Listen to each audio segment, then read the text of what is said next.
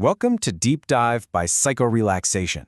Today, we're going to build something together, not with bricks and mortar, but with ideas, with habits, with a deeper understanding of ourselves. We're setting out to uncover the blueprint for something that, let's be honest, we all think about: success. But for now, let's just set aside the highlight reels, the Instagram posts, the motivational quotes. We're going deeper to explore the actual architecture, the foundational structure of what it really takes to achieve something meaningful in your life. So, let's start with the big question, the one that probably brought you here today. What is it that truly separates the people who build extraordinary lives and careers from those of us who just dream about it, you know?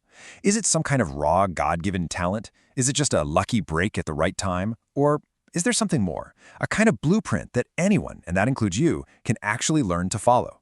It's a question that can be pretty frustrating, and it can definitely make you wonder if you have what it takes. Well, today, we're here to find out. And here's the good news. The answer isn't some mystical secret locked away for a chosen few. It's actually much more tangible than that. I want you to think of it like this. Success is an architecture. It's a structure that you get to design and build piece by piece on a solid foundation. It has a powerful engine to drive it forward, and a framework that's built to withstand the inevitable storms of the real world. Success isn't a lottery ticket. It's a blueprint. And today, we're going to walk through that blueprint together. So, here's our construction plan for today. First up, we're going to clear the site by tackling the success puzzle. This is a really common illusion that distorts how we see achievement. Then, we'll pour the concrete, the foundation, with the inner world, exploring the powerful mindset that everything else rests on. After that, we'll install the engine of effort, looking at the science behind what makes practice actually work. From there, we'll zoom out to understand the outer world, the unpredictable forces of luck and reality. And finally, we'll get to the heart of it all and ask the ultimate question. What's the real difference between building for success versus fulfillment? So let's get started. All right, before we can even begin to build our own architecture of success, we have to clear the ground. And that means we have to dismantle a very common, very powerful illusion that shapes almost everything we think we know about winning. It's a mental blind spot, a cognitive bias that makes us focus on all the glittering success stories while completely ignoring the vast, silent graveyard of failures.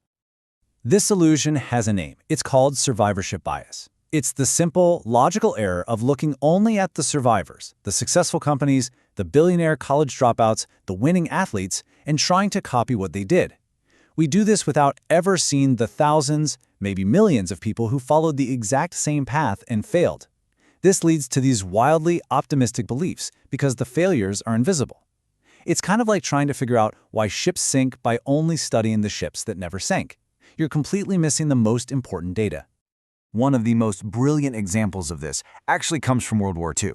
The military was desperate to minimize their bomber losses to enemy fire. So they did what seemed logical. They analyzed the planes that made it back from missions, and they meticulously mapped out where they had been hit by bullets. The damage was mostly concentrated on the wings, the tail, and the main body.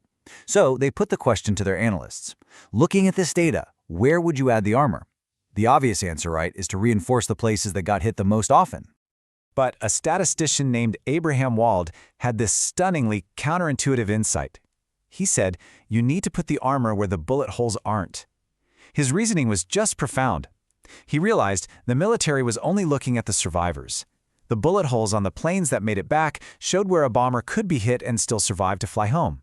The planes that got hit in the engines or in the cockpit, the areas with no bullet holes in the data, well, those were the ones that never made it back at all. The most crucial data was silent.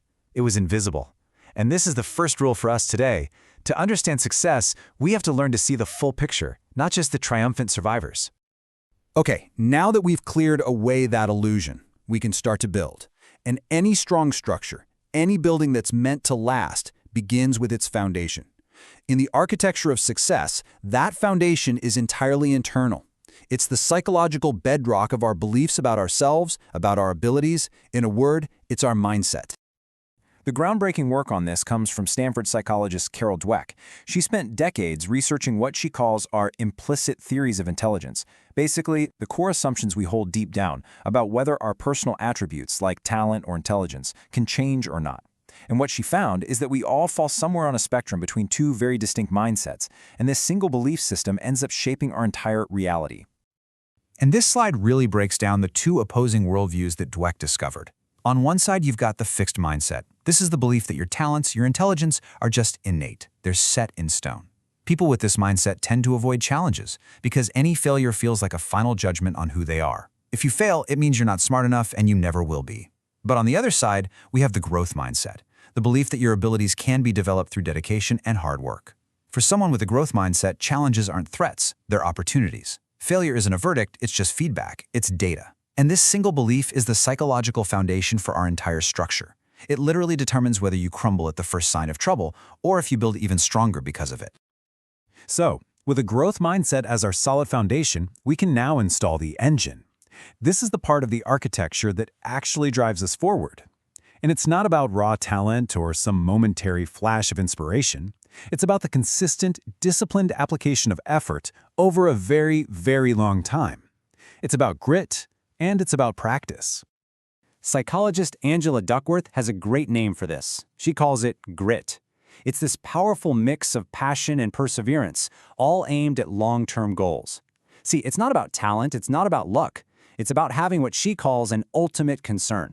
Think of it like a compass for your life. It's a goal that's so important to you that it organizes all your other choices and gives meaning to all your struggles.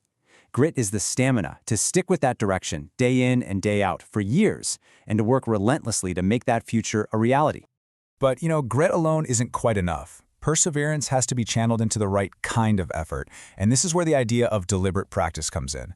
It's not just about putting in 10,000 hours, it's about how you use those hours. It's a very structured process of pushing yourself just beyond your current comfort zone. A perfect example from history is Benjamin Franklin. As a teenager, he was obsessed with improving his writing. He would take articles from a magazine he admired, he'd make short notes on them, and then he'd jumble all the notes up. Days later, he'd try to rewrite the article from his chaotic notes in his own words, and then he'd compare his version to the original, find every single fault, and correct them. That is the very essence of deliberate practice, breaking it down, setting a goal, focusing intensely, and getting immediate feedback to see where you went wrong. And this is how the highest achievers turn all this theory into real-world action, through deliberate habits. It's not about random bursts of heroic effort. It's about building systems. You see it everywhere. Oprah Winfrey starts her day with meditation to train her focus. Elon Musk famously plans his entire day in 15-minute blocks, treating his time like a resource for deliberate practice. Bill Gates dedicates huge chunks of time to relentless learning, and Warren Buffett champions focusing on one single task at a time. The key insight here isn't just what they do, but why they do it. These are all systems designed to apply high-quality, focused effort consistently over time. They turn grit into actual, tangible progress. Okay, so we've built our foundation with a growth mindset, and we've installed our engine of effort. We have the internal architecture down. But now, we have to place this structure in the real world, a world that is filled with factors completely outside of our control. So we have to talk about luck, about randomness, and about the sometimes harsh reality of our starting point. Warren Buffett frames this perfectly with a powerful thought experiment he calls the ovarian lottery. He asks you to imagine that 24 hours before you're born, a genie appears. And the genie says you get to design the rules of the society you're about to enter. All the economic rules, the social rules, everything. But here's the catch. You don't know who you're going to be. You don't know if you'll be born rich or poor, male or female, in the United States or in Afghanistan. You're just one random ball out of a barrel of nearly 8 billion. Buffett's point is, well, it's staggering. The circumstances of your birth are the single most important determinant of your life's outcomes, often more so than your hard work or your choices. Now, that can feel a little discouraging, right? So how do we balance the reality of luck with the importance of hard work? Well, author James Clear offers a brilliant framework for this. He splits success into two categories, absolute and relative. Absolute success is becoming a billionaire or a global icon. It's your success compared to every single person on Earth. Clear argues this is almost always a product of wild, unpredictable luck. But then there's relative success. This is your success compared to others who had a similar starting line as you. And in that race, the outcome is almost entirely determined by your hard work, your choices, your habits.